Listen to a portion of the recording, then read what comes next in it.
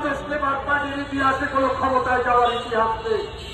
আমরা এমপি মন্ত্রী কখনো হইনি, কিন্তু আমরা এদেশের জনগণের পক্ষে, এদেশের খেটে খাওয়া দিন মজুর, কুলি মজুরের, রিক্সাওয়ালা, ভ্যানওয়ালা, ঠেলাওয়ালার পক্ষে আমরা কণ্ঠে কণ্ঠ মিলিয়ে বারবার বলেছি, আমরা আমাদের জনগণ, আমাদের শ্রমিক, কৃষক, আমার গার্মেন্টস শ্রমিকদের তারা শুধুমাত্র দুমুঠো ভাত, মোটা ভাত এবং মোটা চাল পেলেই আমরা, এবং চাল পেলে আমরা যথেষ্ট খুশি।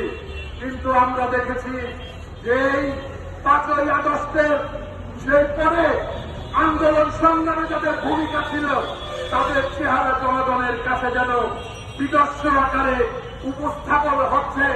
আজকে আমরা এই অন্তর্বর্তীকালীন সরকার, যেই সরকারের গত 8ই আগস্টে এই বঙ্গভবনে গিয়ে শপথ অনুষ্ঠানে এই ডক্টর মোহাম্মদ ইউনূসকে শপথ করিয়েছি, আজকে আমরা তার বিরুদ্ধে স্লোগান তোলা শুরু করেছি।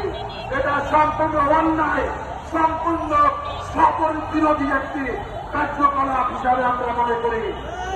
সংগ্রামী রাজনৈতিক নেতৃবৃন্দ, দেশবাসী, আপনাদের উদ্দেশ্যে বলতে চাই,